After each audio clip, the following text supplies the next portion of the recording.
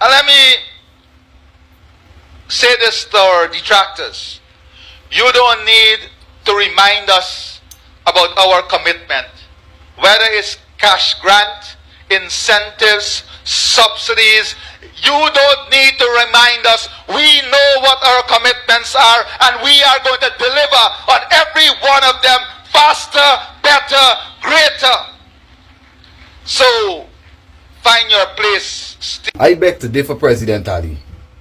The detractors do have to remind you of your commitment, because your track record have shown, President Ali, not just President Ali but the entire PPP, that you guys have a lot of ostentatious parading of verbiage during your campaign, and then when you get into power, you get upset when the Guyanese people start asking you to deliver. And it seemed to be the same record today, because same you, Mr. President, would have been in Parliament in 2019-2020 when you guys ordered about the oil find and the oil was going to be extracted. You start screaming at the top of your voice, what about the nurses? What about the teachers? What about the police workers? Aren't they equally important? Aren't they equally important? Mr. Speaker, Mr. Speaker. And then when you got into power, President Ali, though the wealth of this nation, the gross domestic product continued to climb and climb and climb, multiplied 700% under your government, President Ali, that promise was never delivered. That commitment was never delivered, and even until today it was never delivered. As the matter of fact, President Ali, when the teachers and the Guyana Teachers Union asked, you guys took us to court. We had to take you guys to court for it. You had us embarrassing ourselves for 75 days in the hot blazing sun, begging you for a livable wage, while simultaneously keeping the children of this nation at home for that 75 days, and they incurred tremendous learning loss that up until today the teachers are trying to recoup, President Ali. So we do have to remind you. To add to that, President Ali, the Vice President said that the Public Service Union should ask and bargain for nothing less than a 50% increase of wages and salary, and that when we approach the APNU, they should not say that it's not sustainable. And imagine your government ran this country for the past, let's say, 5 years, and even though the money that the country is earning went up and up and up, you guys continue to say the exact thing that you said APNU shouldn't say, that it's not sustainable. So yes, President Ali, we do have to remind you. We look at the gas to energy project. Your government said that that project would be completed by this year and slash the price of Guyanese electricity by half, while eradicating the blackout problem, the power outage problem in Guyana. It is November month, the 15th, and gas to energy has not yielded Guyanese 1 ounce of benefit, President Ali. And you guys are still investing into gas to energy after you already invested more than $1.2 billion into gas to energy. So yes, that was not delivered, and this is why you have to be reminded, President Ali. The Soos-Dyke-Linden Highway still not completed, and the parts that your government actually did complete, you guys treat Guyanese people, the Lindeners, as if you have no regards for our human lives.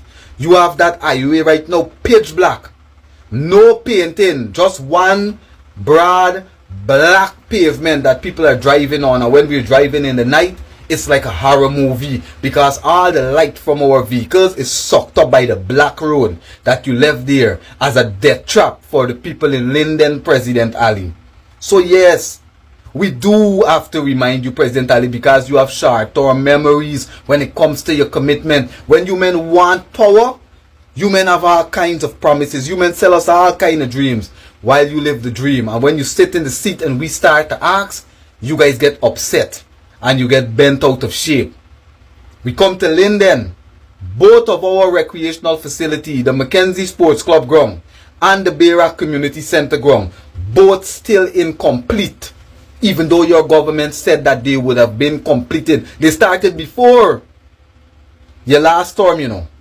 The Mackenzie Sports Club ground started, I believe it was under the Granger administration. Still has not been completed by your government that has pledged to do it, that committed to get it done. So yes, President Ali, the detractors, they do have to remind you about your commitment, because again, your track record has proven that you are great with the verbiage. But when it comes to put action behind the verbiage, that is where your government falls short. We take it to the Bamya school that you guys are building, that had a deadline since 2023, President Ali. It is not being completed. It was not completed then in 2023. Your contractors failed to complete it in 2024.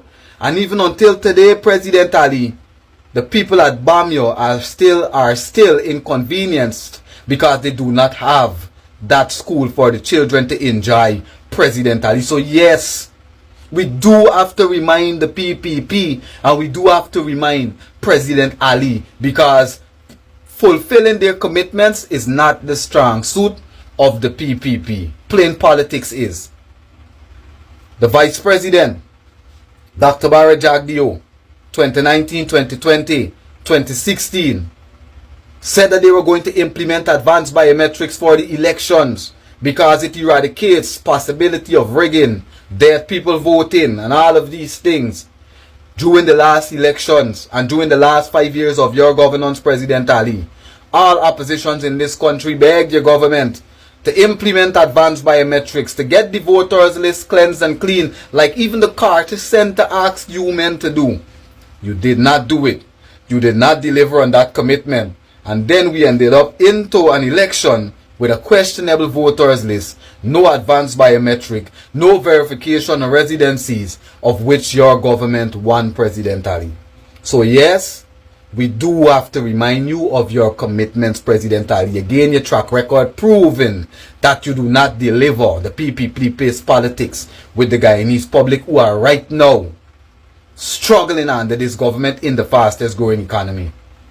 And finally, the Vice President, Dr. Barry Jagdeo. Brothers and sisters, feel free to add the other undelivered commitments by the PPP in the comments. But the Vice President, Barry Jagdeo, pledged very passionately that he would get all the oil contracts renegotiated. Not just the prospecting ones, but the latter one that Trotman signed for zero royalty. The Vice President pledged this, that Guyanese lost so much. This was the biggest giveaway. They were going to renegotiate all those contracts, all those oil contracts, Mr. President. And up until today, it has not been delivered. So there are these reasons that the Guyanese people, the detractors, feel compelled to continue to put it in the public domain, to continue to show to our brothers and sisters both home and abroad in the diaspora that your government continues to manipulate us when it's election time. And then when you finish getting and capturing the seat of power, you guys get upset when we start asking for you to deliver. So until your government can actually deliver on some of the promises that I mentioned earlier, we're going to continue to hold you accountable, President Ali. We're going to continue to demand that you stay committed to your commitment and deliver on your commitments. Let the fact show, brothers and sisters, that it is the 15th of November today. Parliament has only been convened on the 3rd of November. We are heading close to the end of the year, and yet still there has been no comprehensive release by the President as to when they are going to start rolling out these cash grants that Mr. President said that we're going to have a good Christmas with. And the Guyanese people are still waiting because the salary subjecting us to a life of poverty and indentureship, along with the high cost of living and the inflation of our dollars, Mr. President. So yes, to the people that are continually holding the government accountable, continue to hold them accountable. For the carriers of truth, continue to carry your truth confidently, lest this government continue to spread propaganda and malarkey confidently and mislead our Guyanese brothers and sisters. Our people are waking up, Mr. President. This is an Eternity Enterprise presentation. Y'all stay safe. What I can't stand about governments in this country, both PPP and PNC, is every time it's campaign season and for politics, they always make it seem as if the Amerindian Guyanese and the African Guyanese aren't capable of crafting a life for ourselves that we can be proud of. And you know, the issue is that both of these governments continue to marginalize both groups. The Amerindians and the Africans continue to be marginalized in this country called Guyana. And all the opportunity seems to go to one particular race. And you guys know what race I'm speaking about. Most of the opportunity goes to one race. And apart from that race, the other people that they make sure they take care of is the business sector. Business people, non-nationals, non-Guyanese, and one race of people. And you guys can say in the comment if I'm wrong with what I'm saying. Now, as you guys know, the People's Progressive Party Civic One Guyana government that have run this country from 1992 to 2015 and then from 2020 to date, this government got Tiger Bay, not too far away from the office of the president in central Georgetown. Now remember, this government running the country for the past 28 out of 33 years, you know. They neglected Tiger Bay, just like they neglected Sapphire, they neglected places like Buxton, communities like Linden, communities like New Amsterdam, Aichuni, Kokwani. Most of this country, this government has neglected.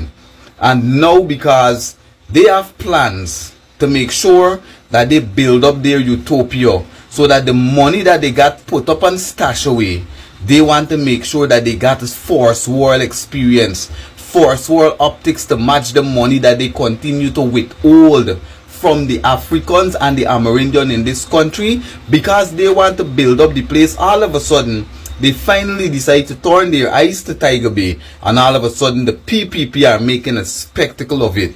Now, this is why I'm saying they treat the Amerindian Guyanese and the African Guyanese as if we're charity case, as if we're not capable of crafting a life for ourselves, as if we're not capable of getting educated and qualified and certified and working in jobs and staying disciplined and consistent and planning and opening businesses if we were given the same opportunity as a certain race in this country. So now, apparently Mr. David Hines, now he's a new member of parliament for the APNU AFC. He is telling Priya Manik Chan, according to this news article I'm seeing here, Priya get the hell out of Tiger Bay and launch presidential campaigns elsewhere. Now, I don't know what would have caused David Hines to speak this way, but this is to the people in Tiger Bay, and this is to the Afro community, and this is to the Amerindian community. Now, if Priya Manik Chan had just stayed quiet, I believe it would have worked more in our favor. Just stay quiet. But listen what Miss Manik Chan typed on our page. This is why I'm telling you, governments period in this country, they make it seem as if Guyanese, they make it seem as if African Guyanese and Amerindian Guyanese aren't really Guyanese. Like we're non-Guyanese and we're just refugees, or we're just passing through this country, and everything the government does for us is a favor and it's not our constitutional right. Now listen what Priya Manik Chan is saying on our page. She always acts like a child, in my opinion. LOL, this is after David Hines said, Priya, get out of Tiger Bay. This abusive fool is trying for some relevance. Let's indulge him. What did Hines and co do for Tiger Bay or people of African descent generally?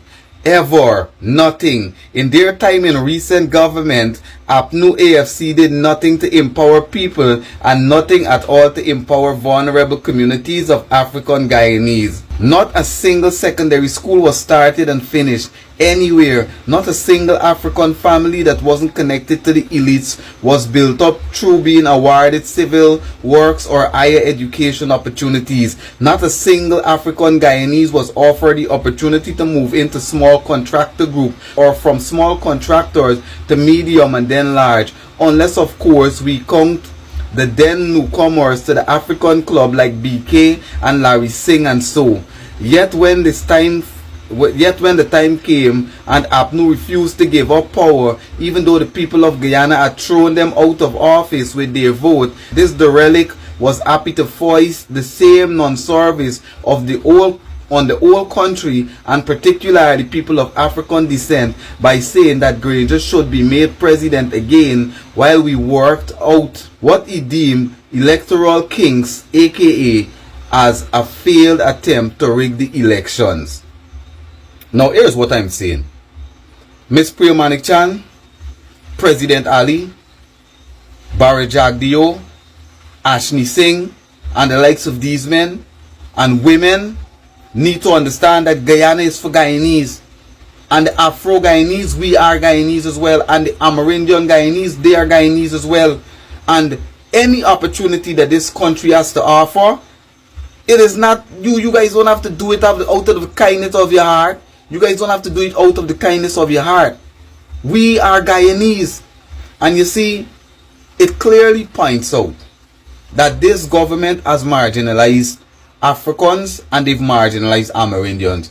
We all heard of the Amerindians crying out because of their Amerindian ancestral land being taken away from them and given to international non-Guyanese so that they can extract and exploit the resources from the people's land, and then the people get nothing to show for it. We all heard of our Amerindian brothers and sisters crying out saying their lands are being exploited, their water is being poisoned, their lands are being poisoned, and they have nothing to show for it. And then when the government decides to go into Amerindian communities and spread the illusion of inclusion and say that they're building school and they're building hospitals, and then the schools and the hospitals are always understaffed, underfurnished, under-equipped, and when they build these schools, they make it seem as if they're doing a favor for the Amerindians. And it's the same way they would have ignored and neglected many communities, and they're still ignoring and neglecting many communities. Now the other day, because they decided to put some bins at the Stabroek Market, which you guys know who are the people that really hustle at Stabroek Market, and because now they finally decided to look to Tiger Bay, and we have to look to see exactly why they look into Tiger Bay. Because we know anything this government do is never for the people. It's always for politics and always for PPP aggrandizement. So we got to look to see exactly ways they plan for Tiger Bay and what it means for the people there. But they act as if Afro-Guyanese and Amerindian Guyanese have to beg for a place in this country. And I'm telling you, brothers and sisters, we need to let these people understand that this country belongs to us just as much as it belongs to them. And I know you guys know exactly what I'm speaking about. Now, until this government starts to evenly spread out the wealth of this country, so that they don't have to be speaking that way, but until what as the APNU done for people of African descent, whatever is happening for the Indo-Stan Guyanese and the Chinese and the internationals, every race in this country should be enjoying the same benefits. All the contracts that the rich in the Indo-Stan Guyanese are enjoying, the Africans and the Amerindians should enjoy it. They should not be speaking this way about Amerindians, the indigenous people that were the first set of people to come to Guyana and start to plant the soil in Guyana and name the rivers and name mountains and all of these things in this country. They should be treating Amerindians with the utmost respect, and the Africans the same, because we built up this country. Now you hear the way how these people speak.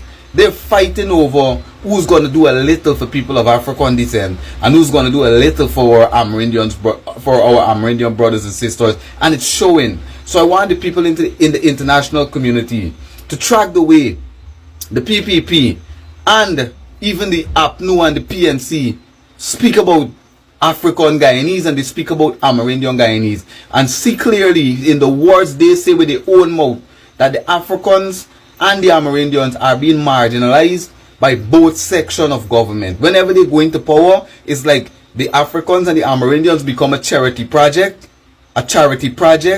and not Guyanese. And Guyanese brothers and sisters, Guyanese is just as much for the Indo-Stan as it is for the African and it is for the Amerindians. And it's not supposed to be for the nationals to enjoy it and dine off of our backs. This is an Eternity Enterprise presentation. Y'all stay